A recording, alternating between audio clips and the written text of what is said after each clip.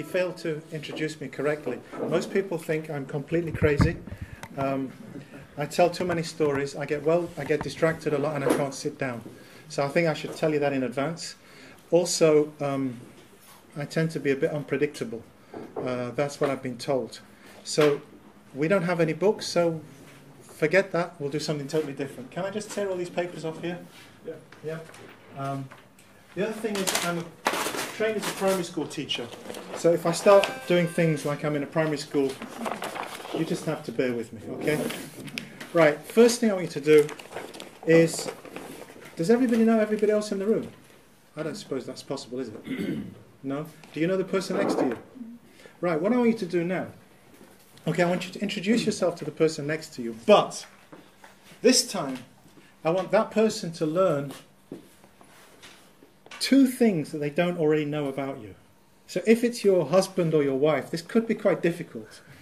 And this is going to test your skills, okay, and understanding the task. The task is simple. Now, I'm not going to choose you because you know everything about me, I know everything about you and your dad. All right, now I don't know you.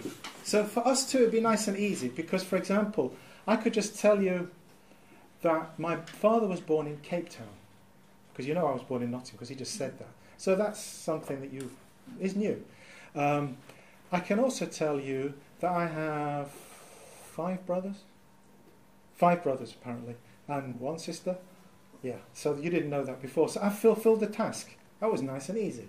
But obviously, Sarah probably would be a bit more difficult because she knows how many brothers I got better than I do. So you have to find something that person doesn't know about you. Could we just start with that task? So your name and 2 pieces of information that the person next to you doesn't know. By the way, I will test you in about 3 minutes. So you better listen carefully and you better make sure you do the task properly while I tear this piece of paper. Oh man, we thought you were just going to rest. Apparently you have 10 seconds left, so speed up. 5, 4, 3, 2, 1, 0. Time up. Time up. Right, time up. Could you just tell me who's next to you, please? And 2 pieces of information about her. I don't want to know who you are, by the way. Okay. I'm not interested in you. Should I use her name or should I only tell the 2 new You tell me the information, the name, and if the information can be shared, you can tell everybody. But if it's very secret, just say no. I don't think it's appropriate. Okay. The sister here next to me, her name is Ulla Parkinen. Okay. And she told me 2 things that she had a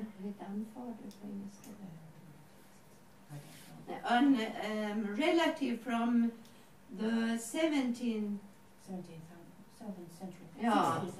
16th century that is from Russia, and all the children's name has Russian name until the 19th century. Okay. And she has a swim medal, some kind of that. Okay, excellent. Right. Can you tell me what Ulla's surname is? My name? No, Ulla's surname. Ulla's surname? Yeah. I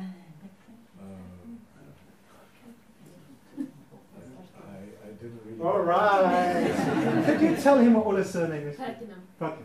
Right. Can you tell me what her ancestors, where they came from? Russia. Russia. Well done. Right. Could you tell me who's next to you, please? His name is Asif. Asif. He's from India. Okay.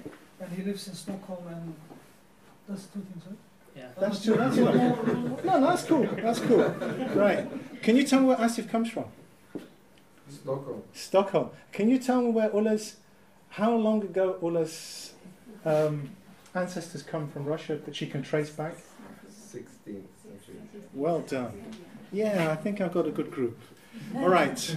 Right, but we will test. We will see further. Right. I'm assuming you still speak Russian? No. Oh. You could have just said yes and made me feel good about it. All right. But you speak English, Swedish, anything else?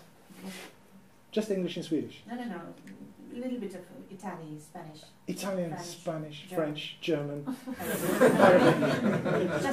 Just just and Finnish, of course. and Finnish, of course, and Finnish, of course. Right, good, because you're going to find the next task nice. Have you got 2 pieces of paper there? Actually, because you're so clever, you don't need to use both pieces. You can just use one. What I want you to do is I want you to write down as many words for education as you possibly can. Now, she speaks 10 languages. So, just on her own, she's going to have 10 words, all right? Is that right? Is that fair? Because she could write down, what's Finnish for education? No idea? I thought everybody speaks Finnish. She just, Finnish, of course. Anybody know what Finnish for education is? All right, we'll find out in a minute. Right, what language do you speak? I know, India's got like 120 languages. Hindi, Urdu, kind of. Hindi, Urdu, kind of. Yeah. Right, can you write down Hindi, Urdu kind of word for education, which is? Ilm. No, it's Ta'lim. Talim. Yeah, I thought so. Yeah. Okay, not that I know Urdu, Hindi kind of language, but start writing. And of course, education is one word in English, but there are more than one word for education in English. For example, if you take a psychological approach, development, teaching, learning, any word. And I want to see who can write the most words down. Actually, what we'll do is maybe we'll just use one sheet and there can be 4 people, because that way we're going to get more words. Yeah? Right. 1 pen. How long can I give them? I don't have a watch. I'll give you 3 minutes. 3 minutes after I finish distributing the pens. 1 pen per table. Yeah, only one person needs to write. One person writes. Other people.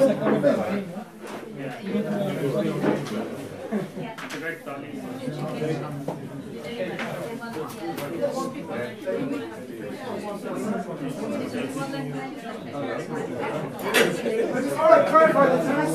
You need to write down as many words as you can which mean education. In English, Arabic, Swahili, Russian, and Finnish, of course.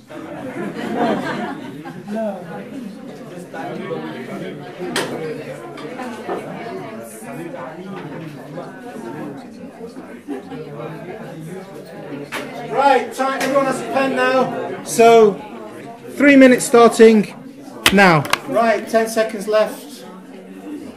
9, 8.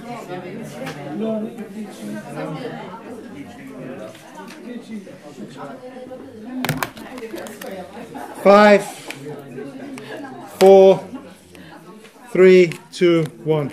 Right, I need a volunteer. If I don't get a volunteer, I'll just pick on somebody. Right, any volunteers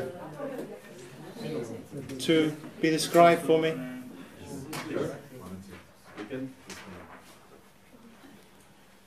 No volunteers? Okay, I'll pick on somebody later. I'll write. I know. When we're going to pick parent representative for this class, these 2 guys started pointing to me, and eventually I was voted. Okay, that's good. I saw you over there. I thought this time we could volunteer.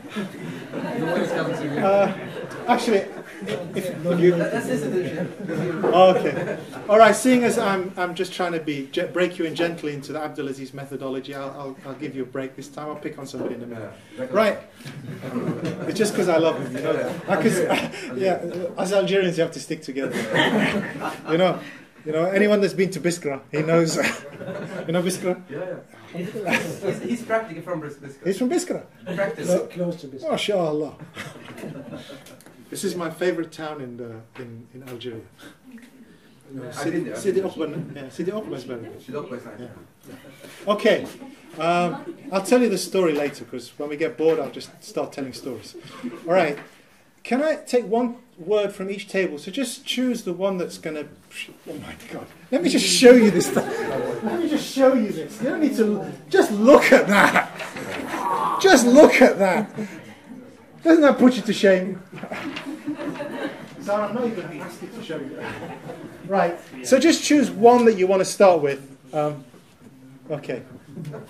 Actually, I might have to ask somebody to be a scribe because my spelling's terrible in English. Never mind it. All right. Okay. One, please. One from the list. Banwanu. Banwanu. Okay. Gujarati. Okay. Banwanu. Do you know why it's called Banwanu? No. Okay. Right. He knows Gujarati, but he doesn't know the etymology of the word. Okay. He's just showing off, isn't he? Because he knew nobody in this room is going to know that that's Gujarati except me, of course. Right. It might be. Actually, that's a good point. It might come from Arabic. for which word? Huh? Which word? Bani. Bani, meaning child. So it could be. Banwanu. It's possible. Right. Realization. Realization. Okay, I'm just going to write that in Arabic. Tahqiq.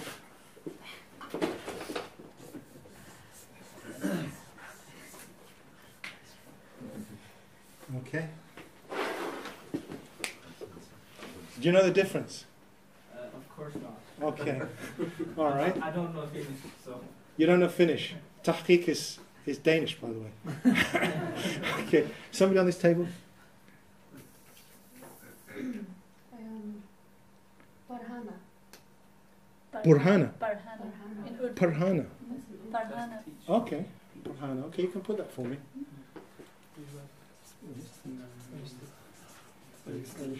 Okay. This table. I'll take the same word. Burhana. To read. Parna means to read. Okay, can I just put in brackets to read? Because I need to think in Arabic.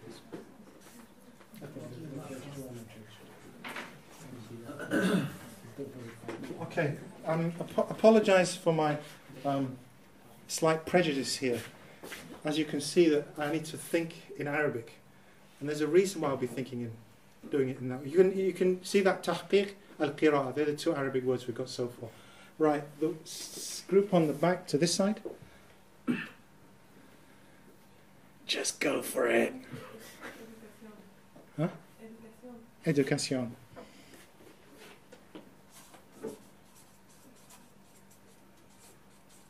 Okay, she actually said with a C under here, because she did it in Spanish, by the way, if you didn't notice.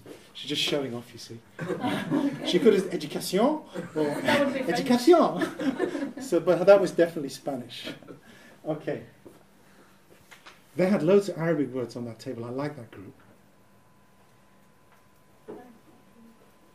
Right, of all the Arabic words, which would be the one that you think is the one that's most useful to us to understand education?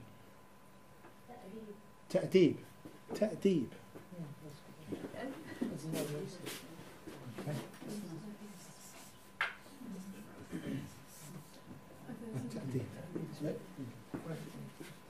Okay. Maybe the most common word that we use in Arabic would be at-tarbiyah. Tarbiyah. Okay, so that's that table.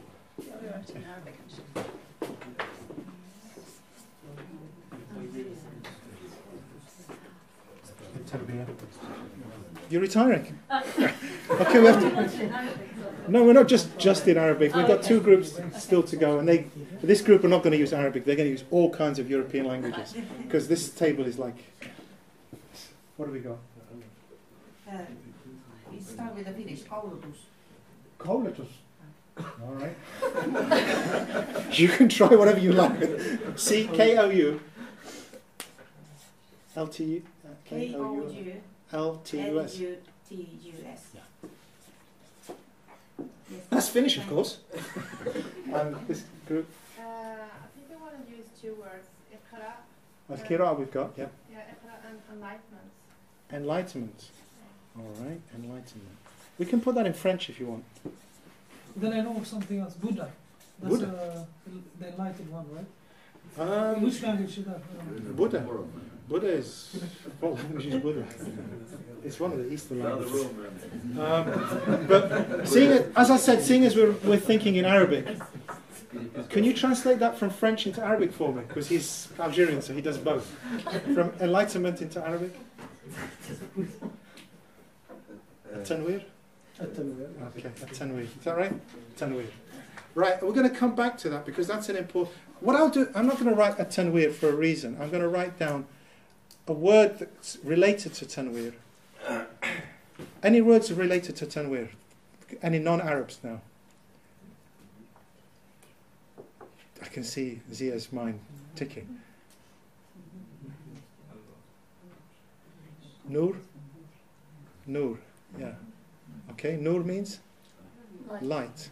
And tanwir means the spreading of light or the giving of light. And we're going to come back to that word a bit later on. That's an important one. So can I just write Nur in brackets up here? It's come from the word Whoops. not no. And Nur. Just no. Has that everyone given a word? Right, has anyone got any words that they think we really should be putting on here? We've got one each, so anything that you think really needs to be on there? I'll say building. Building. Okay.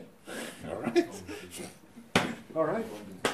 This is where IKEA was founded, so building is the one we're going to have, which apparently is the capital of Sweden, isn't it? Okay, building. Building.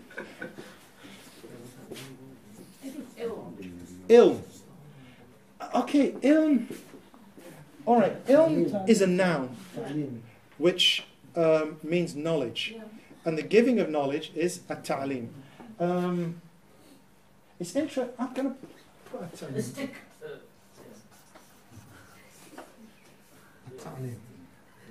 Right, at-ta'lim. Anything else that really needs to be on there that we haven't already got? Okay, using a stick. Okay, I'm going to use. I know what he's talking about. I'm going to call it a riyada. Do you know what I'm going to call it? How do you translate riyada into English? Sport. Sport. Not maths. Yes. Yeah, maths. Yeah. Okay. How can maths and sport both have one word in Arabic? I mean, what kind of language is this? And then on top of that, these guys over on this thing are thinking, riyada? That means spiritual exercises. That's what they were thinking. They just don't want to say it. Okay. No, I was thinking You were thinking of the stick. Huh? the the Horse riding. We hit the horse with a The stick. poetry with the stick. Poetry with a stick. Yeah. Okay, I'm not going to ask you what you had for breakfast. All right? But I think this guy's been drinking too much coffee, don't you? Huh? I think he's been drinking too much coffee. He's come all the way from Denmark and he's overdosed on Swedish coffee. And that's why he's going to be bouncing a little bit today. All right. What did he say? Poetry, stick, hitting horses, maths. Okay. There is some logic behind his. And we're going to come perhaps to that logic. And it's just not that he's just been drinking too much coffee. But you have, haven't you? Yeah, I think so. Right. By the way, he's my brother-in-law. That's why I tease him more than others. Any others that really need to be on there? I like musahaba. Can I put? Yeah, we use two words actually: development. Development. That's a Tanmiya, okay. and musahaba. Musahaba. Can I translate that into Greek or English even? Musahaba.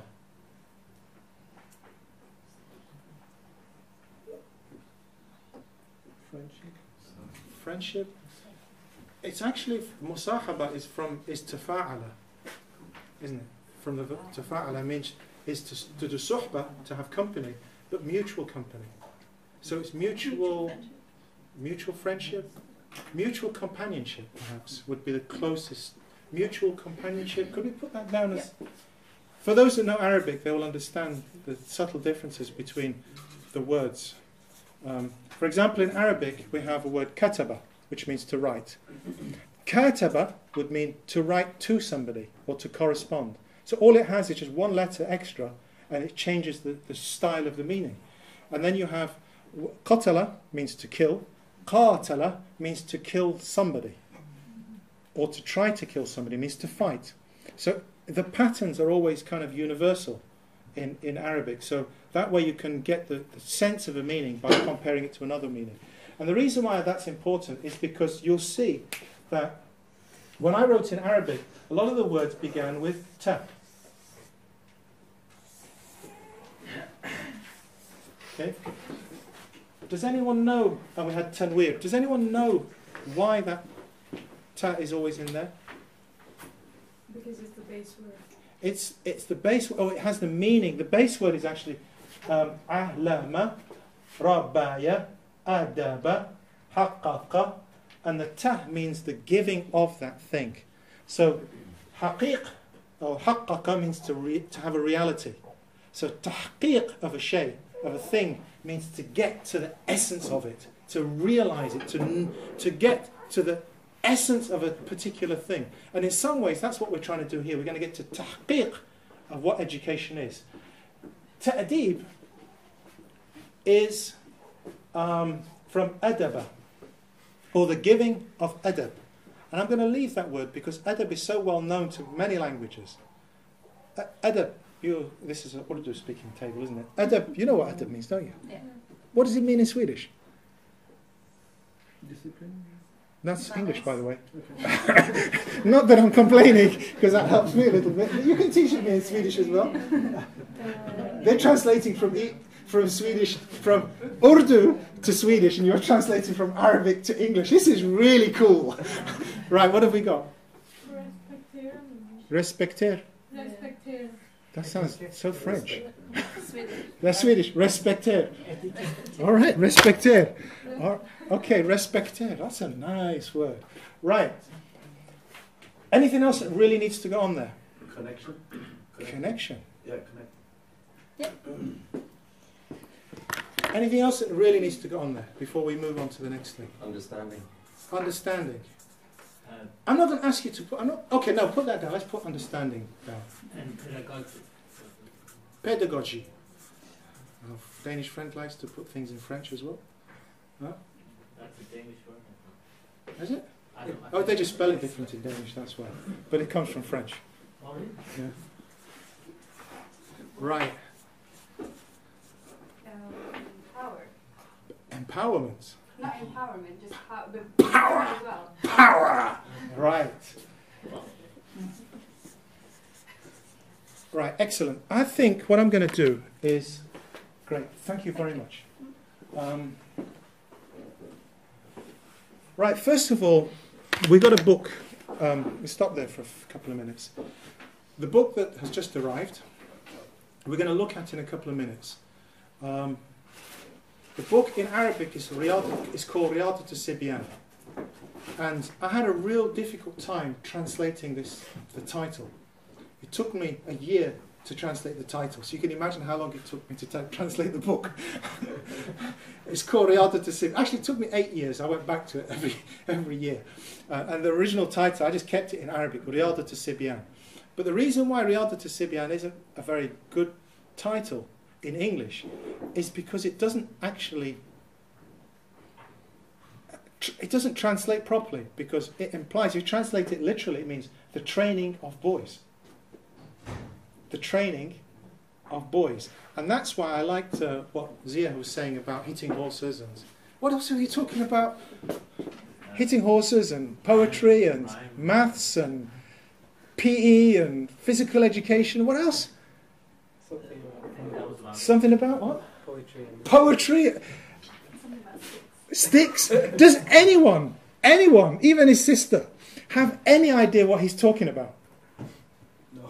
No. Let me try and explain. Okay, I had a feeling. There is a link between riyada and tarwiyad for horses, for example. We use the word tarwiyad for horses. Explain what that means. No, but I think tarwiyad, when you use... Yeah, I understand, but I don't think the everyone else for understands. horses, the word in Arabic is tarwiyad, which is quite close to riyada. Maybe that's Same origin, yeah. Yes. So, explain. Okay, so what does that mean, training horses? Sorry? What do you mean by training horses? No, I'm just saying that the word riyada is quite... Oh, the same right. origin with the word tarwiyad that is... He's just trying to get out of explaining it in detail, that's why. I'm just saying, oh, no, they're just close. I'm not explaining why. Right, put the book down, please. Don't read now. See, I was a head teacher. This is head teacher's voice. Books down, no reading. Right. The three words that I really wanted us to understand before we go any further are riyada, tarbiyah, and ta'aleem. Riyada, tarbiyah, and ta'aleem. The reason why riyada is important is because that's the title of the book. And if I don't explain the title of the book, I don't expect you to understand anything. Because you don't know the title. Okay, the word riyada. The word riyada comes from to do a thing over and over again until you master it. Let me tell you that again, the definition again. To do a thing over and over again until you've mastered it. So, in the case of training a horse, training a horse is considered to be riyada, because a horse, you don't sit down with a horse and you say, horse, can I just tell you the principles of riding? It just doesn't work like that. You don't sit down with a horse. You get on the horse and you go bang but you don't hit it too hard, because you have to hit it gently at the right time. Because if you hit a horse too hard, it bolts and you get thrown off. So tarweed is to train the horse correctly, to give it the practice. And if you teach any animal, if you train any animal to do something, the way that you do it is you give it rewards when it's done something correct, and you give it some kind of discomfort when it's not being. So you're training it so it gets to the point where it knows the kind of behavior that's correct, and it keeps doing this until you get it right. Right. Does anyone know the best way to improve? We have a medalist in swimming. All right. Okay. If you want to improve the breaststroke, it's breaststroke. Okay. What do you think? If a person is struggling with their breaststroke, okay, and they just can't swim more than one length. They're going to do 20 lengths and then 20 meters, and then they're out of breath. What do you think the problem is? Probably. What do you think they're doing wrong? Sorry? Technique. Technique. That's a very nice general word, generic word.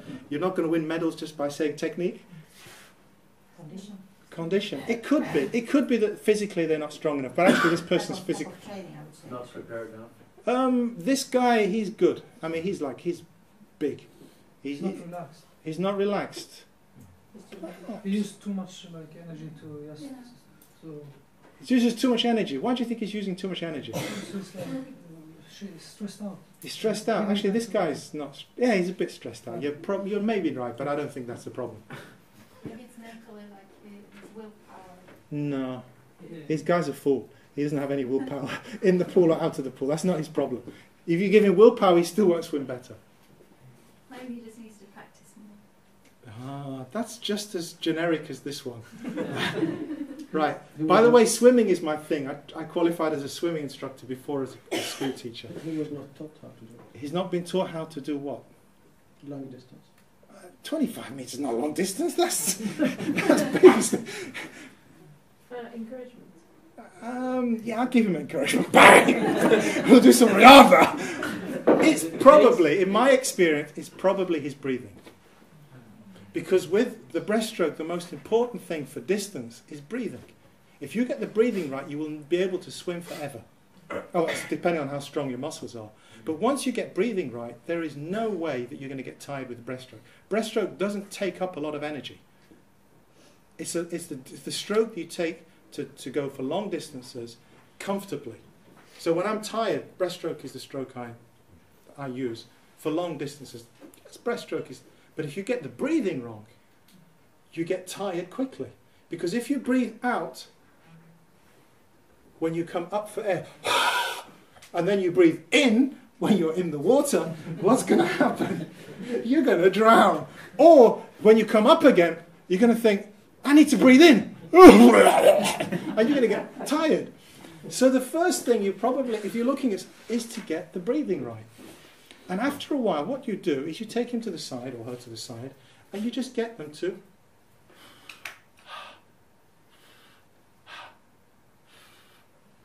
in the water. And you just keep doing that, and then you ask them to pretend that there are 2 bowls of cake mix.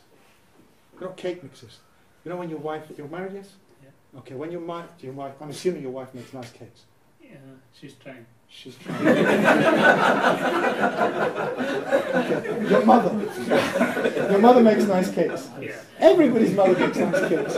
And when you were small, the best thing is if your mother has finished baking in the kitchen and you're nearby and you get the chance to clean the bowl. Yeah?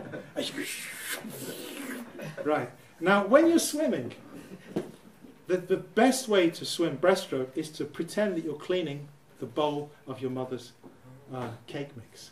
in a circle like this. And then you start to, and you get the person just to do that. And they look so stupid. They look so stupid. But after a while, when they get into the pool and they start swimming, they start to practice that. And all of a sudden, they can go more than 20 meters. Why? Because they've done riyada. Riyada means to practice something over and over again until you get it right. Right. Who speaks Finnish here? What was the Finnish word for education? Koulutus. Koulutus. Koulutus. Say it again. Koulutus. Koulutus. That's not right, is it? Koulutus. Koulutus. Koulutus. Say. Koulutus. Koulutus. Koulutus. Koulutus. Koulutus. Koulutus. Koulutus. Koulutus. Koulutus. Koulutus. Koulutus. Koulutus. Are they okay? This is called riyada. Okay, you keep doing it. Right. Right. How many press-ups can you do? You look like a really strong guy. Like this? Yeah. Maybe 20. 20.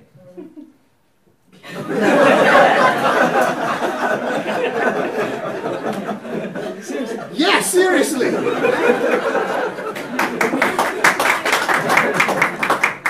Give me 5. Right. 1, 2, 3, 4, 5. Khatam ho gaya. Right now, I want you to see how many can you do with what on one hand? One hand? Yeah. Or one hand on top of the other. Like 2 maybe? 2. All right.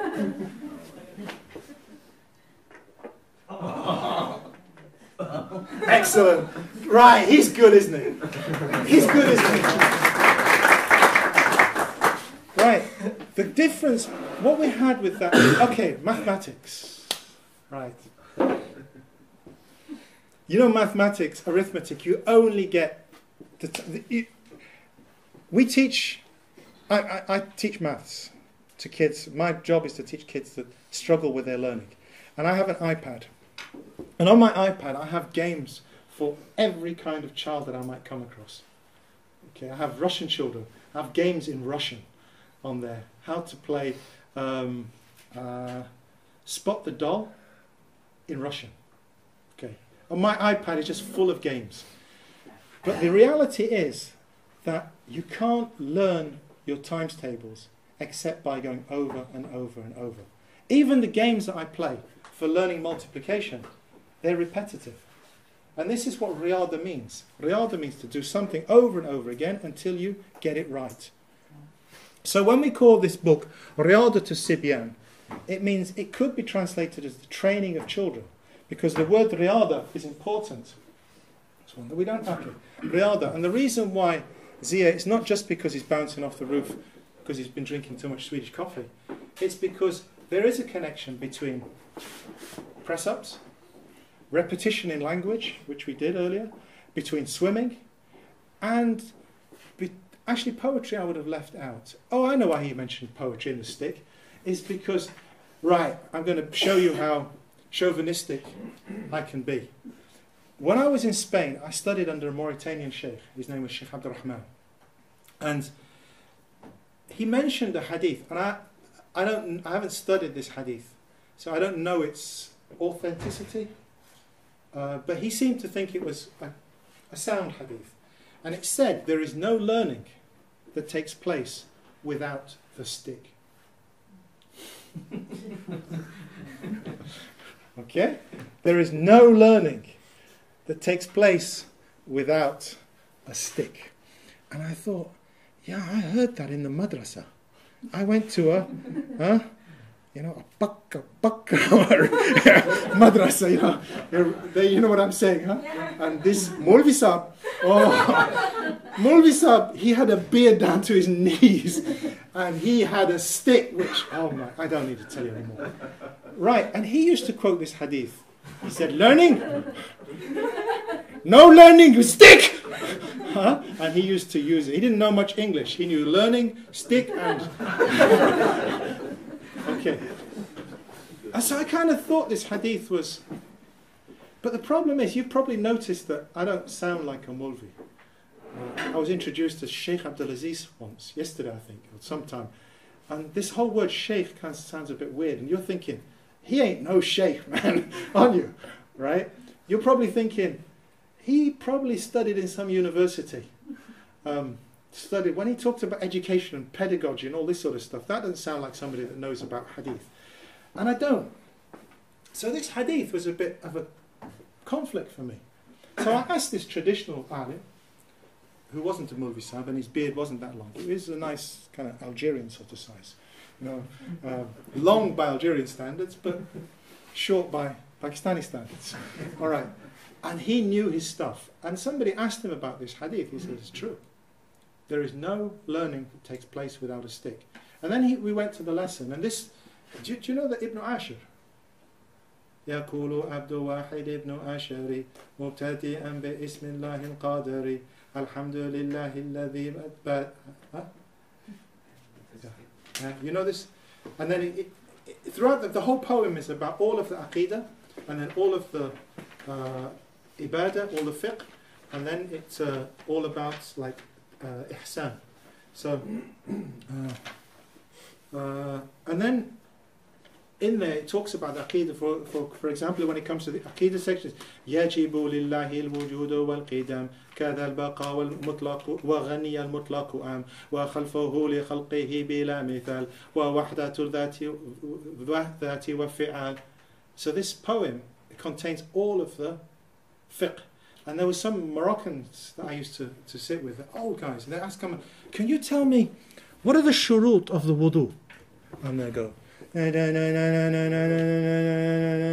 then they'll tell you what the answer to the question was. But before they answer the question, you could see them.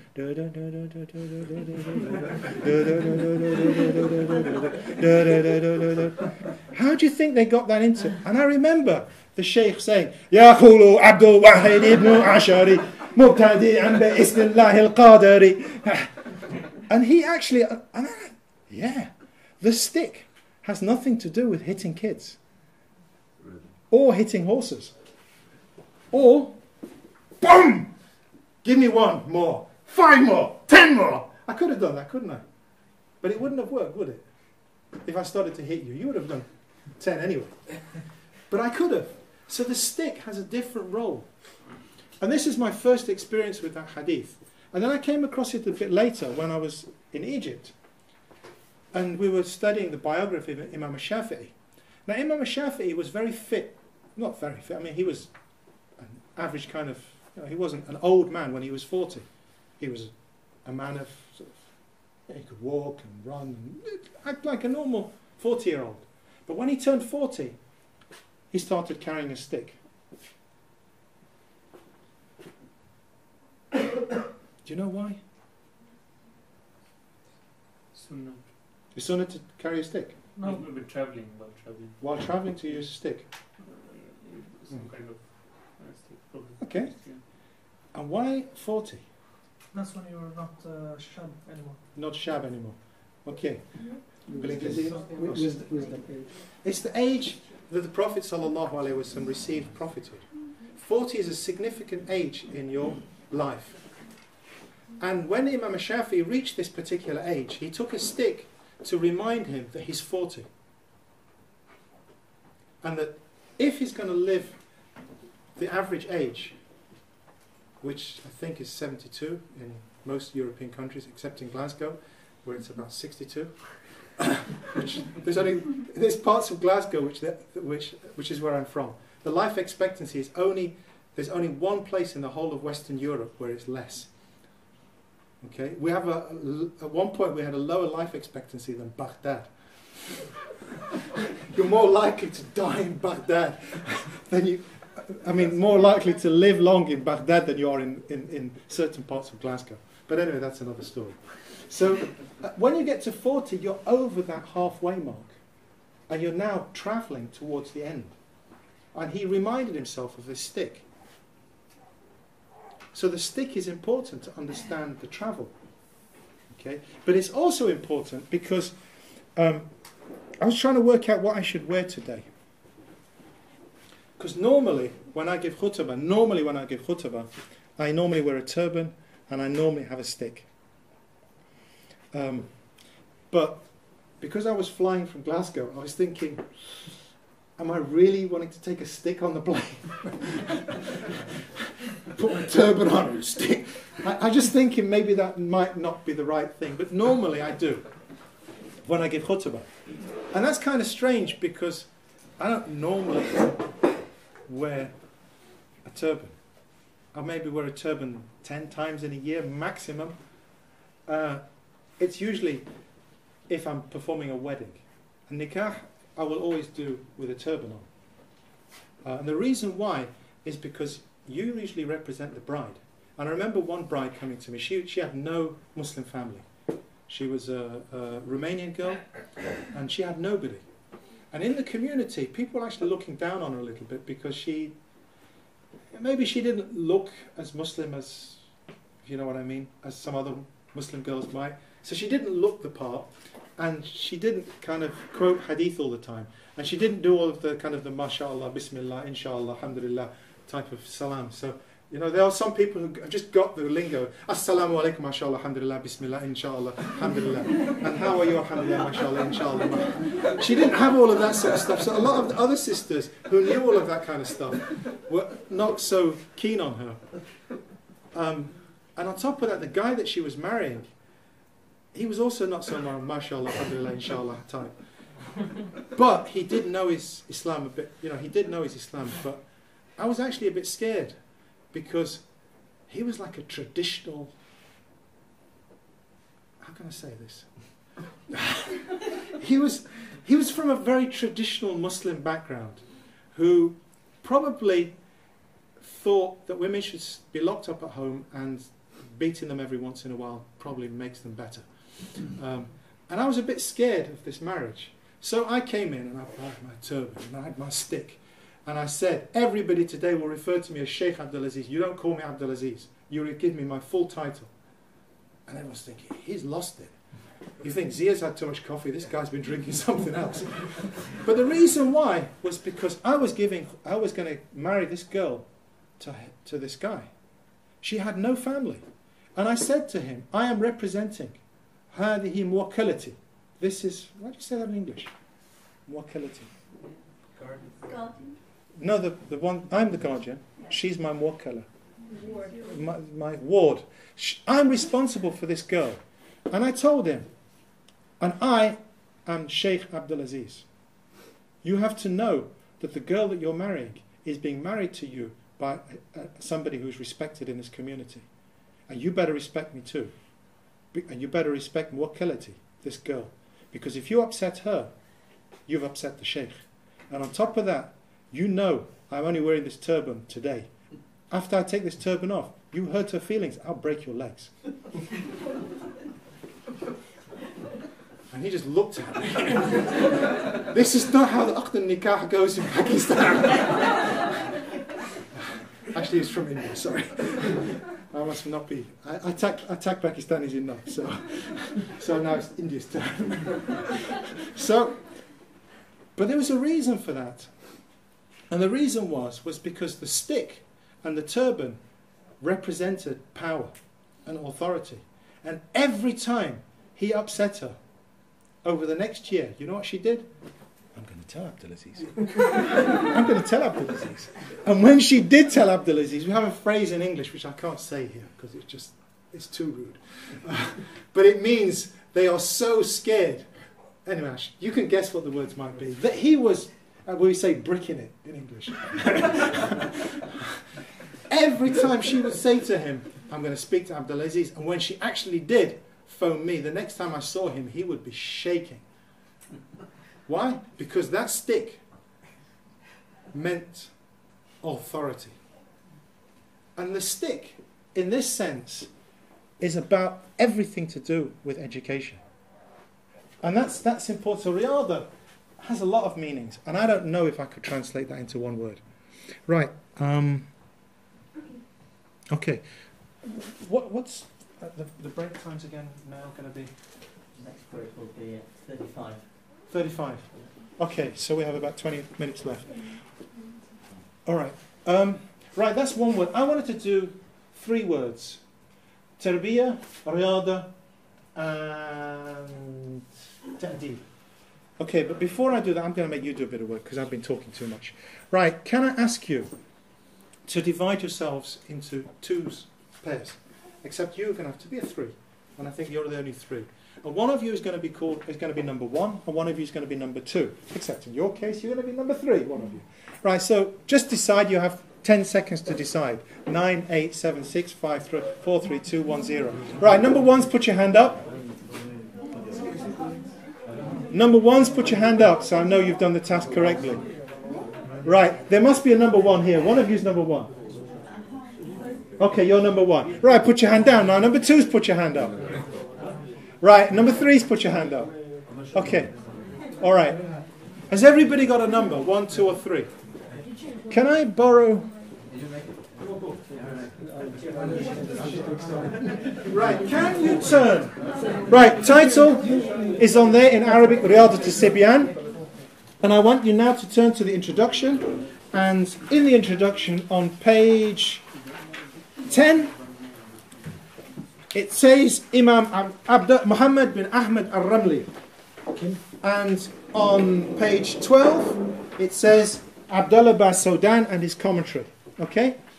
Right, number 1 is going to read the whole section which says Imam Muhammad bin Ahmed al-Ramli. And what they have to do is they have to find 3 points, 3 pieces of information, which they are now going to teach to number 2. Okay? Number 1, is it clear? You're going to read that section. Are you going to find 3 points, just 3 pieces of information that you're going to teach to number 2. Number 2 are going to read the section on Abdullah bin Saudan and his commentary, and they're going to find 3 pieces of information. And number 3 is going to read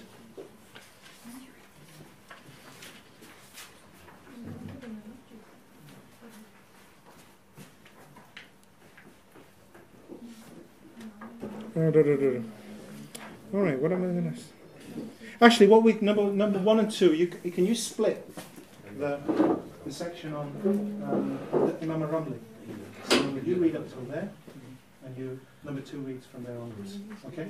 And then number 3 reads out. Okay? Okay. Right, I'm going to give you 5 minutes to do this. Okay? Read that section. Read that section. And then write down 3 pieces of information that you've learned, which you're going to teach to the person next to you. Divide into 2 parts. So I read from here to Pens at the front if you don't have a pen. after the first day. And that's 1 minute up, by the way, so you've got 4 minutes left. Okay, time up. Right, now I want you to tell the person that you're working with the 3 points, and then exchange. So each person teaches the other person the 3 points they've learned.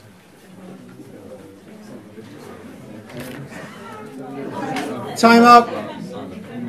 Ladies, gentlemen. Thank you. Right, can somebody on the back row, anybody on the back row, tell me something about Imam al-Ramli? Anything?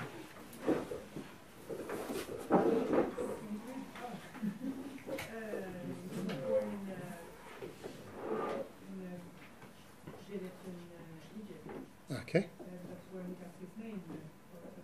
Okay, he was born in a village in Egypt, Ramla, near Al-Mansuriyah. And anyone that's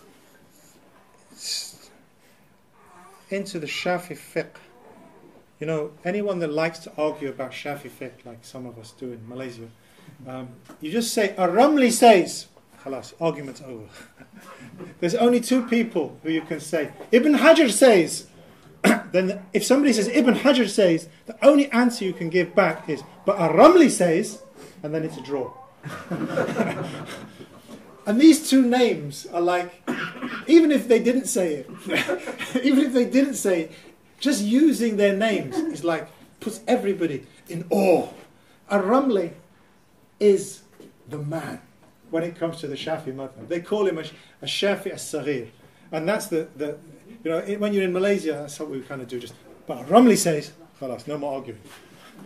So he's a faqih, he's an alim, he's a traditional scholar.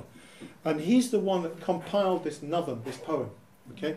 Right, can somebody over here tell me about Basaudan? He was born in 1773 in Hadramaut. He was born in 1773 in Hadramaut. Basaudan is a more localized, so to speak, scholar. In that the people of Hadramaut, if you say Basaudan, we know who you're talking about. Basaudan is well known because the Saudan tribe, the Basaudan tribe, are all known as being the fuqaha, the scholars of that particular part of the wadi, of the valley. So these are very big traditional scholars, and Ar-Ramli is the one that compiled the poem, and Basaudan is the one that wrote the commentary on it. The poem is called Riyada to Sibyan, so we've talked about the word Riyada. The word Sibyan, in there's a section which says boys or girls. And the way the book is constructed is that the poem is in there in Arabic, the translation is there in English, and then there's a thing called the commentary. Now the commentary, what it tends to do is to pull from the classical scholars. This word means this. This is based on this hadith. Think about this verse of Quran which explains this point that's being made, or this point is related to this verse. And it's all the stuff that you'll get from the big scholars in the big books. And this is all the good stuff. So you get the text, the translation, and then the commentary. And then after that there's a section which is called reflection. And this is the not so necessarily good stuff. And this thing you can throw out. Why? The reason why that is because I was just explaining, it actually took me more than 10 years to work on this book.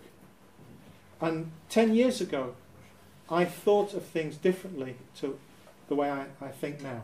And I'm sure that in 10 years' time, I'll throw this book out and rewrite it. Because writing a book like this is a process. It's built on experience. It's built on what you see, what you hear. For example, the questions about gender, even after I'd finished writing it, I thought, I can't publish that, because my views have changed. So that section on reflection is just me thinking about how I understand the book. And you're quite welcome to just throw that, oh, Abdulaziz is speaking a load of rubbish. I hope you don't throw it out. I hope you think, yeah, he's speaking a lot of rubbish. This is what it should mean. Because that means it started to get you thinking about what you think about the poem. So I want you to differentiate between those three. So there is a section on there which you can read afterwards, which is about boys and girls. And perhaps in the questions answer, we might come back to it. But I've translated as educating children, not teaching boys, which is what the book, if you take it literally, Riyada to Sibyan would be the training or the teaching of boys. Okay, so we did Riyada. We talked about who the book was. There's two more words I want to use. We started about 15 minutes late. Can I maybe take 5 minutes extra? And then we'll be 10 minutes behind time, okay? The reason why is just for the barakah, I'd like to read some of the poem and then talk about the two words that I wanted to talk. I said there were three: Riyada, Ta'deeb, and Tarbiyah. So, if you turn to the Arabic of the poem, which begins on page 15. I will read the Arabic and try and translate it, but if I get it wrong, it's already written, translated in front of you. And I hope I don't get it wrong. Bismillahir Rahmanir Rahim. And so the book begins in the best way possible, because Muhammad sallallahu alayhi wa sallam says, Kullu amrin di bali la yabdu bi Bismillahir Rahmanir Rahim fahuwa aqta. Anything that doesn't begin with Bismillahir Rahmanir Rahim has no blessing in it.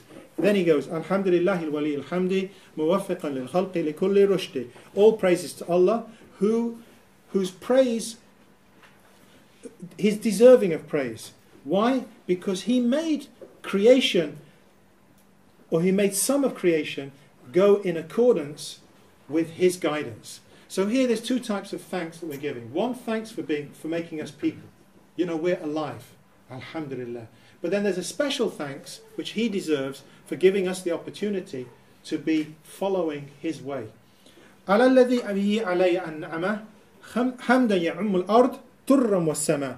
A thanks which covers the skies and the heaven, the skies and the earth.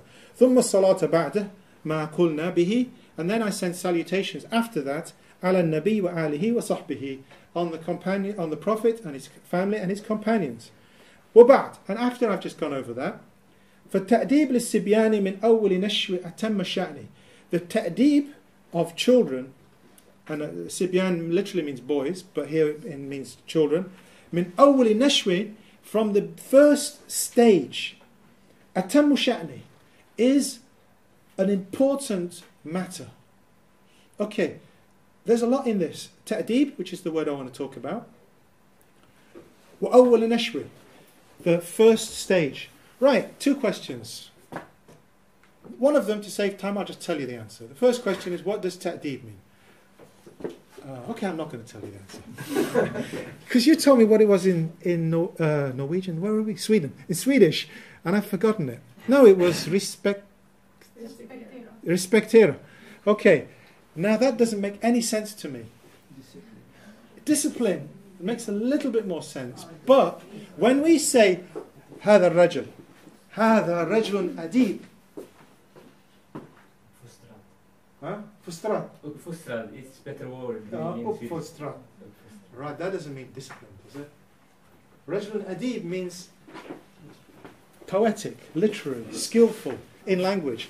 He's the person that knows the difference between prepositional sentence and a non-prepositional sentence. He's the person that knows the difference between the present simple and the present continuous tense, and he can use them accurately. He's adib. He knows that when you say the cat sat on the mat, full stop. Why? You can't say, I mean, he could come in here, cat, sit, mat. You understand, huh?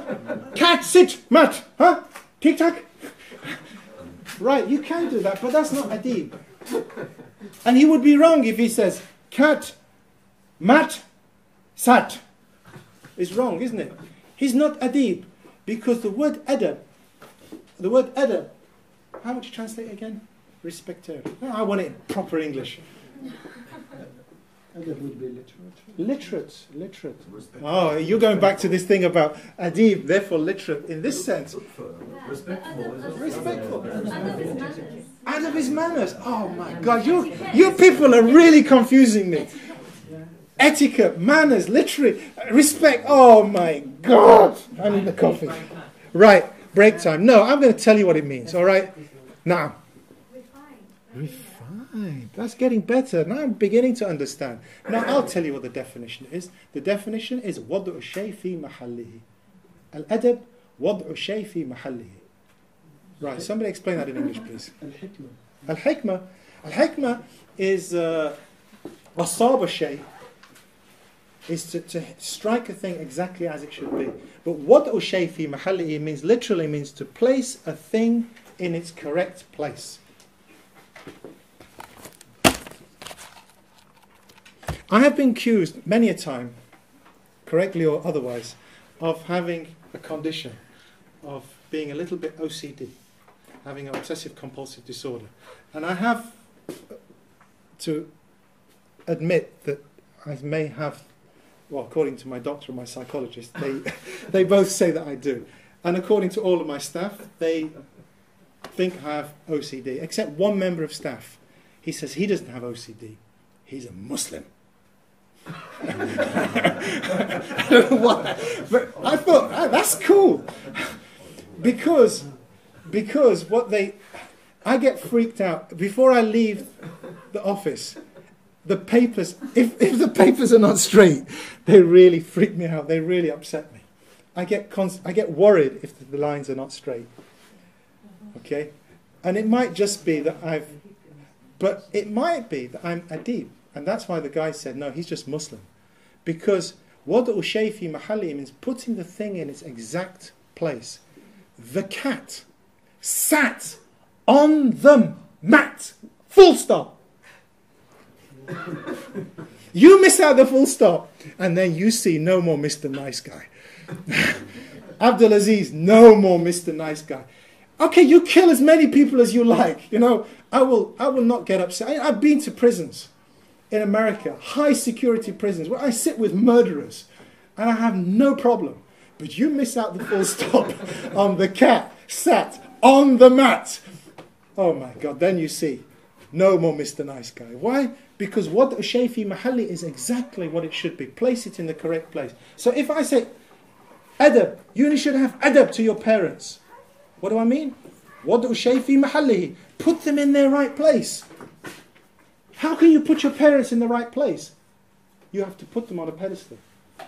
You have to put them up. You need to look up to them. You need to massage your mother's feet. That's adab. You need to carry her when she needs carrying. That's adab. Your father, when you do something wrong, when you do something right and he still punishes you, you just accept it. That's adab. Wadu shay fi mahallihi. Unless it's dhulm, then you have a right to do something else, because dhulm, the definition of dhulm, which is, how do you translate that into English? Punishment. No, dhulm is oppression. Oppression, cruelty. Right, I'll give you the correct term. Wad'u shay fi ghayri mahallihi. You can work that out. Is putting something in its not in its right place. Is dhulm. That's oppression. So if I take this book from you and I give it to him, this is dhulm. It's his book. Wad'u shay fi ghayri mahallihi. I put it in its wrong place. This is oppression. This is wrongdoing. This is dhulm. This is darkness. So adab means to put it in its right place. Dhulm means to put it in its wrong place. And I told you I've got a little bit of OCD, so I'll show it straight before I hand it back to you. Forgive me. Right, so wadu shay fi mahallihi is adab, putting it in its correct place, and dhulm is putting it in its wrong place. So ta'deeb means to give this child the ability to differentiate on how to put things in their right place, so that the child learns that you don't say the cat mat sat on the, no full stop. This is wrong. To teach the child, to give the child the ability to say the cat sat on the mat, full stop, is ta'deeb. It's also the correct way to give them the adab of the correct breaststroke. To do breaststroke properly, what should you do with your hands? That's wrong. You've got your fingers open. Okay? You know, if you're scraping the bowl and you haven't got your fingers together, what's going to happen? You're going to miss some. And the thing with water is, if you hold your hands out here, the water's going to go through and you're going to slow yourself down. And you're going to make yourself tired. So I'm teaching you the correct way to do breaststroke is to keep your fingers together. Okay? Is this riyada or tarbiyah or ta'deeb? It's both, because education encompasses both elements. So going back to this, it says, وَبَعْدْ فَتَأْدِيبَ لِلسِّبْيَانِ. So this ta'deeb, this giving adab, لِلسِّبْيَانِ, to young children, مِنْ أَوَّلِ نَشْوٍ, from the beginning of this education. أَتَمُّ شَأْنِ. I'm going to finish with a question. When does education begin? Because it's أَوَّلِ نَشْوٍ, from the beginning. Right. When we come back, we'll answer that question. Coffee time, I believe. Is that right? Shukran. So just straighten everything up.